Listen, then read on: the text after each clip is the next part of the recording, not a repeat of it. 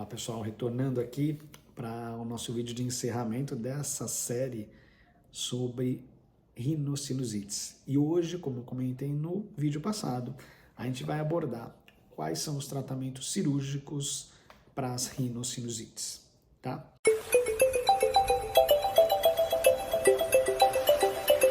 Quando a gente fala tratamento cirúrgico para rinossinusites ou sinusite, a gente vai englobar também os pacientes que precisam de cirurgia por uma dificuldade respiratória, ou seja, respiram de forma inapropriada pelo nariz. Isso faz com que a gente acabe complementando a respiração com a respiração oral e dessa forma a gente consegue aumentar a chance dos processos inflamatórios de vias aéreas superiores dos seios paranasais. Então vamos lá. Algumas condições que colocam para o médico a possibilidade de tratamento cirúrgico. A primeira delas é quando o paciente executou tratamentos clínicos obrigatoriamente e ele não tem um bom resultado. Então nós precisamos saber o que está sendo feito para que esse paciente melhore ao máximo. Foi realizado todos os protocolos medicamentosos, ele está fazendo as medidas comportamentais, lavagem nasal, trocar a roupa de cama 2 vezes ao longo da semana, ficar menos exposto a alérgenos se ele tiver uma rinite alérgica, diminuir a possibilidade de contato muito íntimo com pessoas que ele não está acostumado e assim fica doente com mais frequência, aumentar o número das horas de sono, ter uma jornada de trabalho um pouco mais apropriada, esse tipo de coisa. Colocar exercício físico ao longo do dia para se tornar uma pessoa mais saudável. Feito isso, a pessoa continua tendo os processos inflamatórios ou infecciosos. Nós estamos tratando com as medicações do protocolo da Sociedade Brasileira de Otorrino, da Academia Americana de Otorrinolaringologia, entre outros consensos de infecção de vias aéreas superiores. Um dos exemplos é a EPOS, que fala sobre rinossinusites e poliposes. Esse paciente está dentro dos protocolos, mas ele não está respondendo, então vamos investigar o que está causando isso. São alterações que não falam mais a favor somente de processo inflamatório infeccioso. A gente está falando de alterações anatômicas, ou seja, da forma de estruturas dentro do nariz. A mais comum, e que tenho certeza que você conhece, e certeza que isso já surgiu, fica aqui que você vai entender o porquê que o pessoal fala tanto de desvio de septo. Desvio de septo é uma alteração, uma tortuosidade numa estrutura que divide o nariz em duas narinas. E o que acontece? Ele obstrui o nariz, deixa que você respire menos por um lado das narinas. Essa é uma condição que pode favorecer um aumento da obstrução nasal, uma incidência maior de rinites e uma incidência maior de sinusite. Então, muitas vezes a gente precisa acertar esse desvio, corrigir, deixar ele reto. Como é uma estrutura óssea e cartilaginosa, eu não consigo usar a medicação e fazer com que ele entre no eixo, com que ele fique o mais centrado possível através da forma do seu nariz. Combinado? Só um adendo, não é porque eu tenho o nariz torto que eu tenho desvio de septo. Às vezes o nariz ele é um pouquinho deslocado, porém o septo acompanha essa tortuosidade nasal. E aí você fala para o paciente assim, você não tem desvio de septo. Bom, mas meu nariz é torto. Perfeito. Mas o seu septo acompanha a conformidade do seu nariz, certo? Segunda condição importante que a gente pode propor cirurgia e garanto que melhora demais.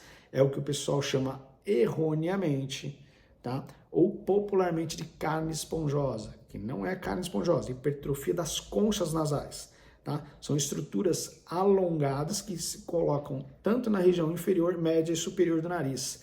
As inferiores são aquelas que sofrem a maior influência por processos inflamatórios. E as aumenta e não volta ao normal, muitas vezes por infecções de repetição, por processos inflamatórios crônicos ou até induzidos por drogas. E a gente vai falar disso num outro vídeo, que são os vasoconstritores. Alguns medicamentos que você coloca no nariz melhora instantaneamente e depois o nariz fica totalmente obstruído por muito tempo. E a nossa terceira condição, e aquela condição que mais nos preocupa, que nos deixa mais atentos, são as sinusites. Quando eu tenho um fechamento dos ossos, ou seja, dos orifícios que drenam a secreção dos seios maxilares, que são os seios embaixo do olho, do seio frontal, que é aquele seio que fica aqui na testa, acima do olho, do seio etimoidal, que é um seio que fica entre os olhos, e do seio esfenoidal, que fica no final do nariz. depois da região da garganta, certo? E a gente precisa fazer o que a gente chama de sinusectomia. Sinusectomia é a abertura desses ósteos, retirada dessa secreção, certo? Não tem raspagem nenhuma. A gente fala de sinusectomias ou de sinusotomias, que a gente vai abordar esses seios paranasais, aumentando a drenagem e deixando esses ósteos totalmente pérvios para que essa secreção saia daí, certo? Então vamos lá. Quando a gente fala de cirurgia nasal, e habitualmente a gente faz cirurgia nasal endoscópica, tudo por endoscópio, a gente dificilmente abre o nariz, levanta, não faz absolutamente, ou por dentro da boca para acessar seios maxilares, isso daí a gente vai colocar num outro vídeo, porém é muito difícil a gente ter que fazer esses acessos. Esses acessos são para patologias muito mais severas do que a gente está falando aqui, certo? Normalmente, quando a gente aborda o nariz, a gente faz essas cirurgias combinadas. Corrige-se o desvio de septo. Normalmente, a pessoa que tem desvio de septo tem um aumento das conchas nasais. E a gente precisa fazer o quê? A gente precisa reestruturar, remodelar essas conchas. E não só cortar, tira um pedaço. Não é isso que a gente faz, tá? A gente vai remodelar, a gente diminui os cornetos, deixa eles com a possibilidade maior de ficar mais próximo da parede lateral, abrindo espaço para que o nariz tenha uma permeabilidade maior com relação ao ar. E aí a gente corrigiu o desvio de septo, a gente diminuiu as conchas que estão muito aumentadas, a gente vai para a abordagem dos seios paranasais, a gente inspeciona todos os seios e a gente vai abrindo isso, lavando através de endoscópio e através de algumas pinças especiais. Feito isso, a gente vai fazer o segmento pós-operatório. E aí o paciente tem uma condição muito melhor. A gente diminui demais as infecções ao longo do ano e quando tiver essas infecções, as intensidades serão muito menos severas. Combinado? Bom, a gente está encerrando aqui. Mostrou para vocês que nós temos diversas possibilidades de tratamento para rinocinusite, entre elas as medidas comportamentais, tratamento medicamentoso e o tratamento cirúrgico. Em alguns vídeos à frente, a gente vai colocar e vai esmiuçar todas as cirurgias endoscópicas nasosinusais, inclusive as mais complexas. Combinado? Pessoal, quem ainda não se inscreveu, se inscreve no canal, coloca os comentários, ativa as notificações para a gente saber qual conteúdo a gente precisa passar para vocês tenham uma qualidade de vida melhor. E para que, quando chegar ao consultório, a gente consiga conversar de forma mais harmoniosa, tá? Isso otimiza demais, faz com que a gente tenha uma assertividade muito maior no diagnóstico. E espero vê-los aqui no próximo vídeo, em que a gente vai falar sobre as cirurgias endoscópicas nasosinusais, que hoje é, na verdade, a nossa maior especialidade. Combinado? Grande abraço, até o próximo vídeo.